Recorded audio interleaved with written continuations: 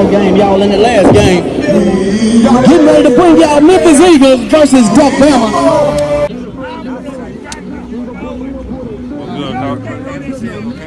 Good luck, man. Good luck. Call his guys. Let's tell him. We'll get second hand. Second hand. The first and second hand. Defense. Where y'all want to go. Defense. Let me get that hand count. Let me get that hand count. Way that I approached the process and the things that I understood about what the process can produce in my life. And I'm going to give you an example. It's not so much about when I played the game of football, it wasn't about the stats for me. It was more about me taking pride in coming out down after down, quarter after quarter, and dominating my opponent and basically imposing my will on him to the point where he looked at his coach and said, man, I don't want to go out and face him again. Because I know not only is he going to beat me, he's going to have fun with it, and he's going to bring it every single play, every single quarter. That's a different type of pride.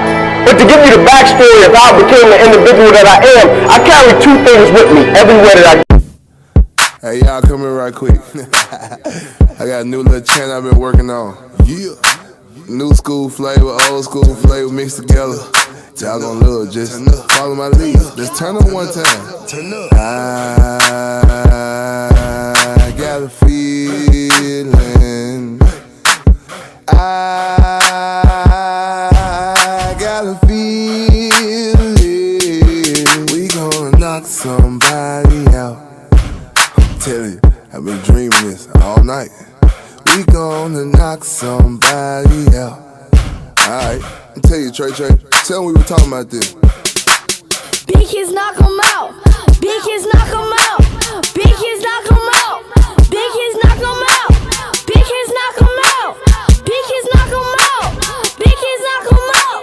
Big kids knock 'em out. From sideline pop, watch I make 'em drop. Sideline pop, watch I make 'em drop. Sideline pop, watch I make 'em drop.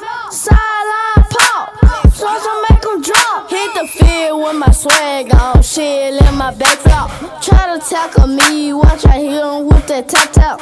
21 skunk, first quarter, make 'em tap out. Catch 'em on the sideline, hit 'em up like back up. Pixies to the house, pixies to the house. Do my dance on them, the moves I break 'em out. Pixies to the house, pixies to the house. And do my dance on them, the moves I break 'em out. Watch me out there, back 'em on them, out there, back 'em on them. Watch me out there, back 'em on them, out there, back 'em on them. Watch me out there, back 'em on them, out there, back 'em on them. Watch me out there, back 'em on them, out there, back 'em on them.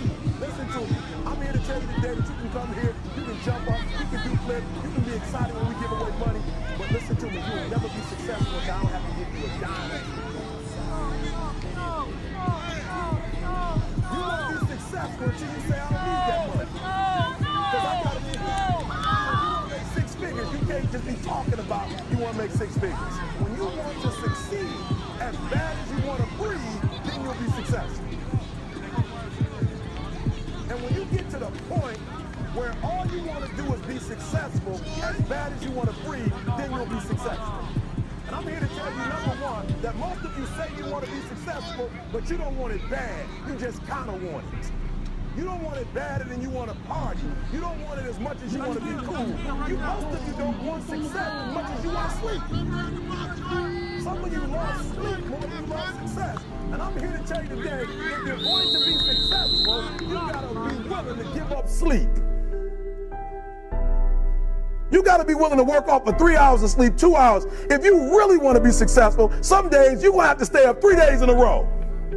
Because if you go to sleep, you might miss the opportunity to be successful. That's how bad you gotta want it. You gotta go days without, listen to me, you gotta want to be successful so bad that you forget to eat. So listen to me, Emmitt Smith said this at the end of the commercial. Emmitt Smith said, all men are created equal, some work harder in preseason. I'm gonna say it again because you might have missed it.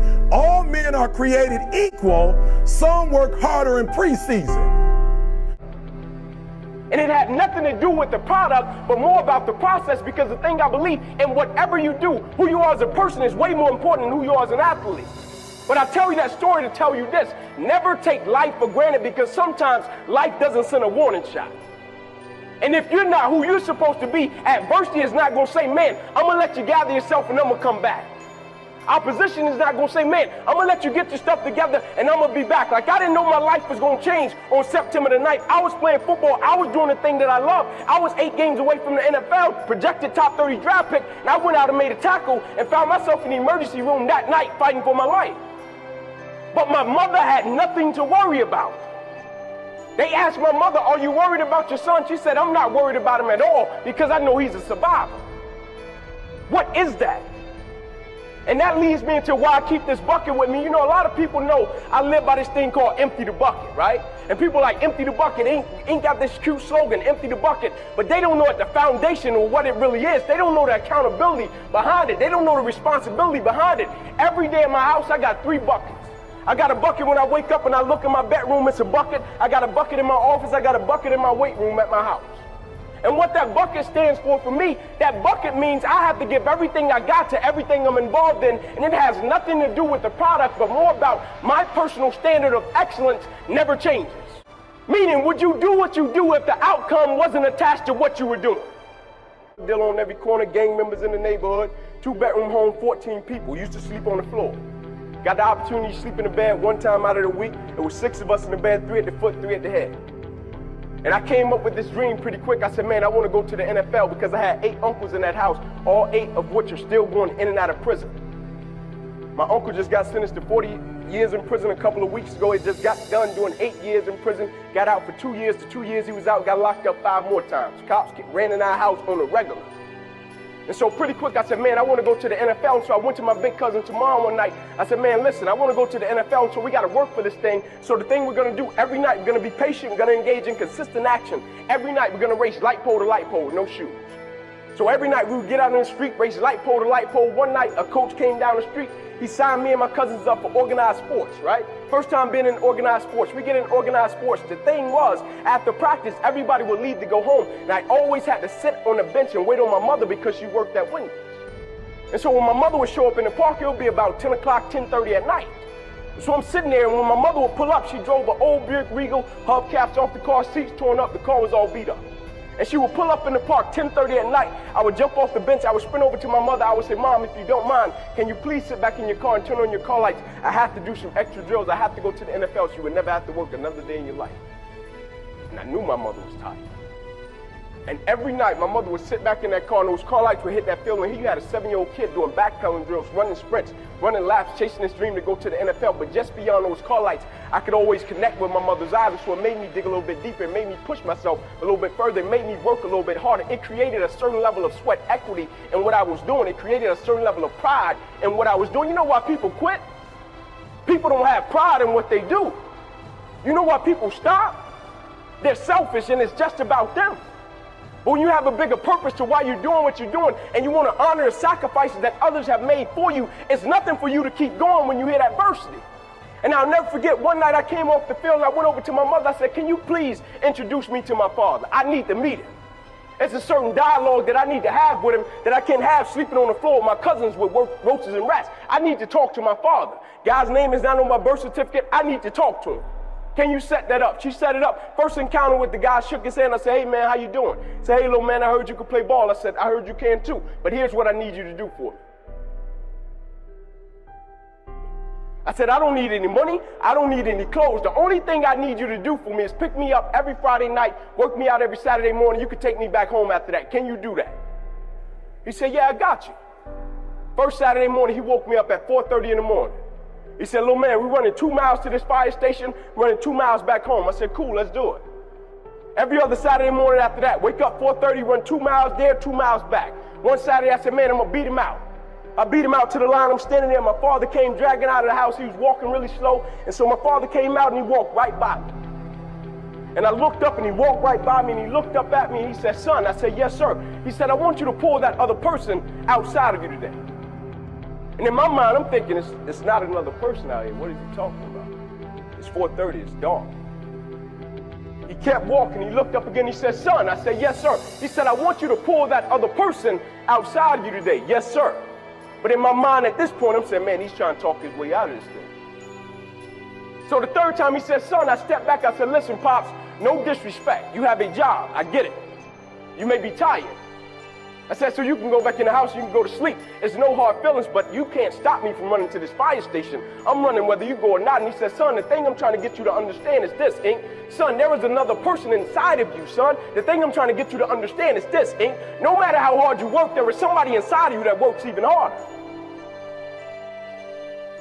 Said, son, no matter how dedicated you are, there is somebody inside of you that's more dedicated. Son, no matter how committed you are, there is somebody inside of you that's more committed. But the thing I want you to understand, there will come a point in time where you will hit a piece of adversity that's a lot tougher than you, son. And every day you get up, you will have to have a greater purpose for why you do what you do. And to get up and keep going and executing whatever you do, son. That is what I'm trying to get you to understand. It's a lot bigger than running to the fire station. I'm trying to get you to push yourself to a point that you have never been to before. Because when you get to that point, you're going to propel to another dimension of your life. Not another level, another dimension of your life. And immediately I got it. And it had nothing to do with me. Immediately I got it because I saw on down the line of what it could produce in my life. Immediately I got it. It wasn't because I wanted to be fast. I got what the product could produce. I got what getting up at 4:30 in the morning can produce. And